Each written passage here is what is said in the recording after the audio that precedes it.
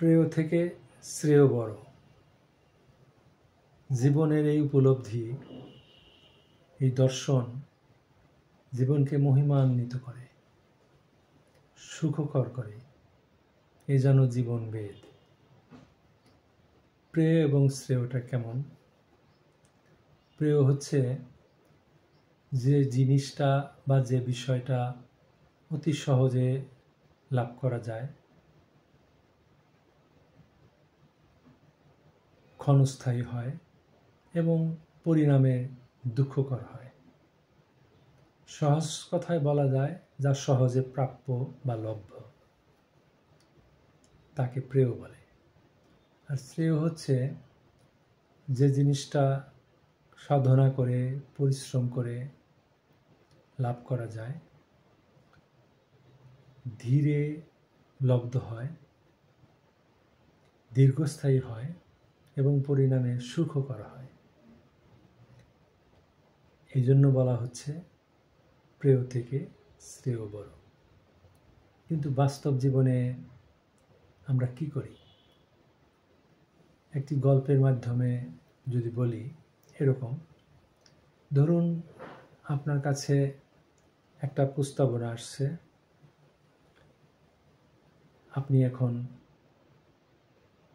এই মুহূর্তে ইচ্ছা করলে আমেরিকা যেতে পারবেন, বা কোনো স্বপ্নের দেশে যেতে পারবেন, বা কোনো লোভনীয় অনেক টাকা পাবেন, এরকম কিছু।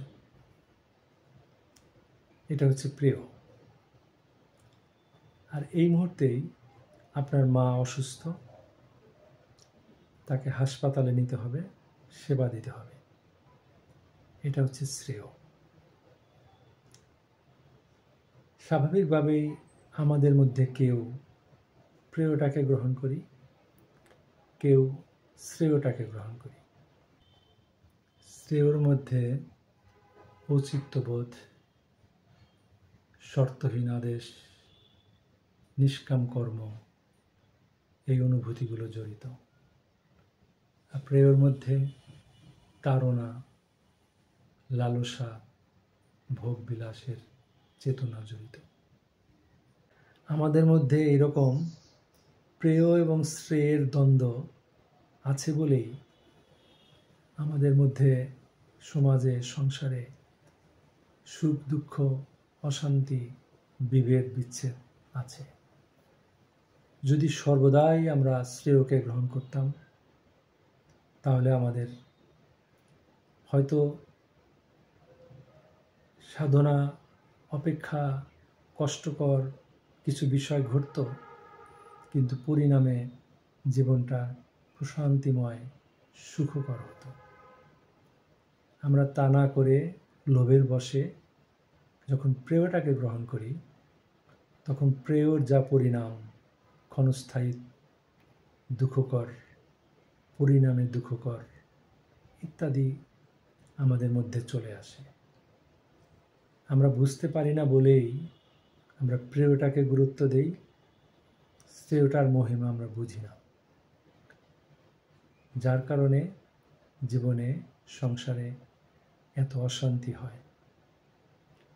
এই যে আমাদের সমাজে বৃদ্ধাশ্রম সৃষ্টি হয়েছে, এটা নিতান্তই শ্রেয়র প্রতি গুরুত্ব কম দেওয়ার জন্য, জীবনের শ্রেয় বোধটাকে না বোঝার জন্য।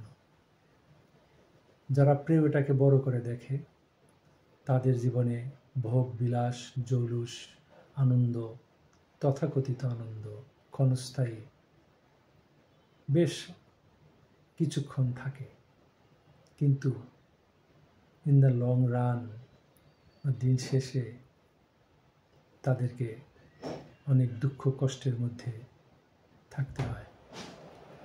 তাই বলা হয় প্রেয় থেকে শ্রেয় বড়। একটু ভেবে দেখবেন।